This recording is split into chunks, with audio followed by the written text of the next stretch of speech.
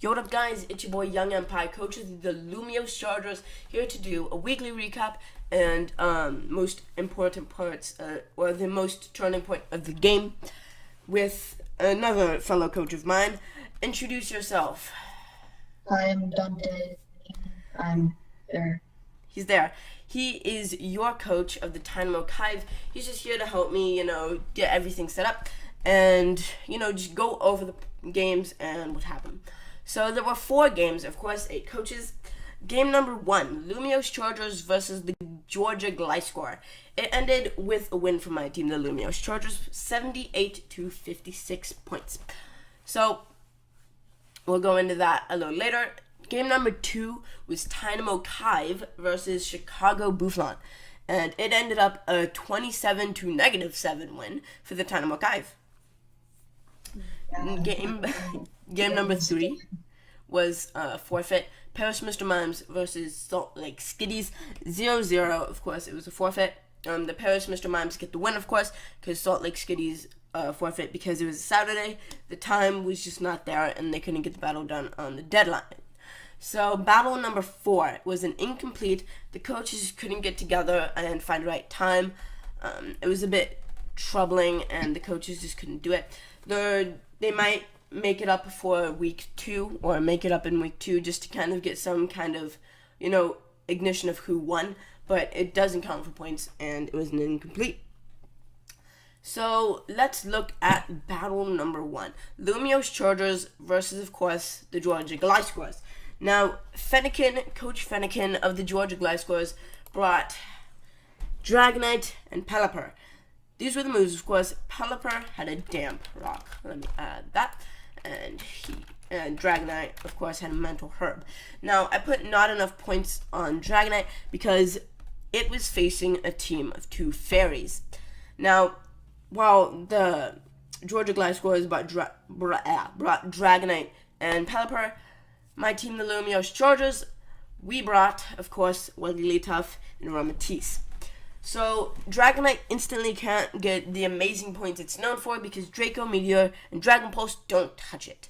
So, while it can get an easy 3 points from Dragon Dance and an easy 3 points from Heat Wave, he just couldn't get those off. And he had no idea that, he just didn't know that Dragon-type moves wouldn't go off. Well, he knew it wouldn't touch fairies, but he didn't know he wouldn't get points from it. So it was a bit tough for him in that match. He still got a lot of points, and it was a good game. He figured it out relatively quickly, but he didn't switch up to Heat Wave and Dragon Dance till a bit later, and that was unfortunate. He only got to use Heat Wave once in the battle, and Dragon Dance was just kind of there. He didn't get to use it too much. Pelipper over here was the main source of his points, but it couldn't keep up. On a sheet of paper, Hurricane giving 4 points, if I'm not wrong. Aquajet, or not Aquajet, but Aqua Ring giving 4 points, and Mist giving 5, Blizzard giving 5. It just looks like it would be so easy. And with Rain giving a +2 and the damp rock making that rain go longer, but the Pelipper just couldn't keep up when its teammate couldn't get enough points to sustain it, and the other 2 were they just kept racking. Romatisse and Wigglytuff just kept racking points against it, and he just couldn't keep up. Pelipper just couldn't keep up.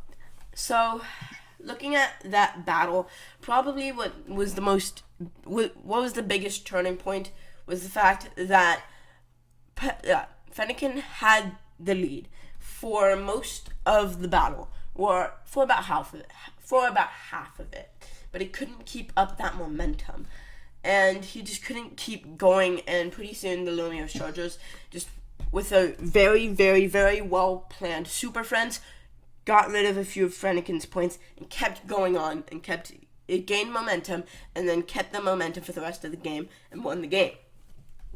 So Dante, what do you have to say about this? I don't think that Fennekin would have won if I hadn't suggested the Dragon type moves, which I also had no idea at the time. But he still probably would have lost, but he could have gotten a couple of extra points if he hadn't, which would make the game closer. But yeah, I'm definitely going to have to agree with that. I don't think Fennekin would have won. The Super Friends would have had a bit. I think he would have gotten more points, and Super Friends wouldn't have been I wouldn't have the chance to use Super Friends so late in the game when it would have been at the right moment. I would have had to use it earlier to win. I think I still would have won because I had Super Friends and enough points to outmatch him.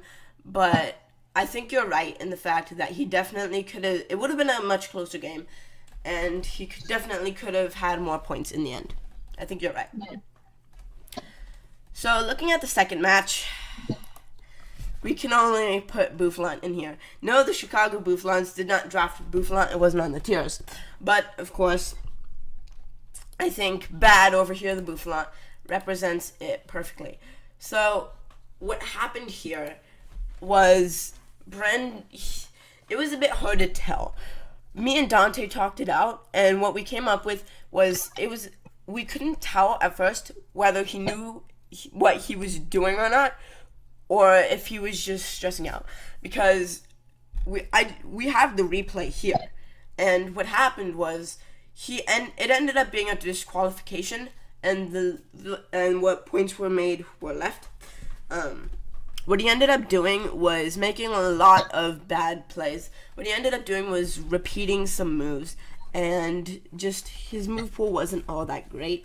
He didn't bring a lot of good strategy, and Bryn just couldn't take advantage of the team he brought. I feel like he could have done a lot better if he brought his S tier pick. Yeah, I mean, if you brought Tryhard and Queen Arena, that would be a lot harder for me to win. But yeah, he kind of threw away the game, to be honest. I don't know why I went for grass clutch 3 times in a row. What was definitely the turning point for this game, if you can even call it that, was when he brought Venusaur and Egg Slash to this battle. The Chicago Bufflon brought Venusaur and Egg Slash, and the Tynamo Kive brought Superior and Eviolite Frogadier. And yes, there's a difference between Eviolite and non-Eviolite. They're tiered differently for a reason. But what kind of happened here was Superior and Eviolite Frogadier, they just got up a swamp. They gained a lot of points. They got momentum. But I feel like Bryn still could have easily overtaken them. You see, the thing about what happened was Bryn had a team that could overcome Dante in form of points. He could definitely overcome it. And while Dante brought a good strategy, I think you definitely brought a good one. It just didn't get to be used as much as it could have, and I feel like the team you brought could have easily been taken down if you brought his S tier pick, and Venusaur just kind of didn't keep repeating its moves. Bryn would be in a very much better situation, where it definitely wouldn't be a DQ. Now what happened was Eviolite Frogadier was taken down by Egg Slash, and we didn't get to talk to Bryn about this one, but what it looked like, straight up what it looked like, was that Egg Slash, when you used Iron Head, it knocked out Eviolite Frogadier, and we're like, it's Eviolite. But we talked it over. No matter how you look at it, Frogadier's IVs were 0, which is pretty typical for contest battles, because what Frogadier does is it gets up a quick combo, maybe a few more points, and then it gets knocked down to take out the opponent's points. Another thing was I wasn't on a water type anymore because I was on Podium and Toxic, so that made me a dark type, which got rid of the steel resist. Yeah, so it's like he resisted, but Eviolite Frogadier with 0 IVs is still pretty frail, because in the form of an Egg Slash attack using Iron Head, which it's basically 150 attack stat, which is pretty good. And it's also a Frogadier, and his defense is bad. Yeah, even with Eviolite, and if its IVs are 0, it's gonna be bad. There's no getting around that. It's bad. It was going to get taken out. And looking back on the battle, I could have sworn it had some damage on it, but by the looks of things, Iron Head O-code. So. Well, it didn't matter even if there was damage because Iron Head still would O-code. Yeah, it was definitely a weird battle. So. It was just a weird battle.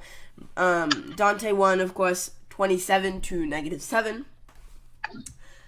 And so, yeah, once again, if you can even call it a turning point, I think it was when Frogadier got O-code by Ironhead. I think that was the turning point for the game, where it was quite obvious that Bryn had no chance of coming back, even though it was pretty much 0 anyway. But it is what it is.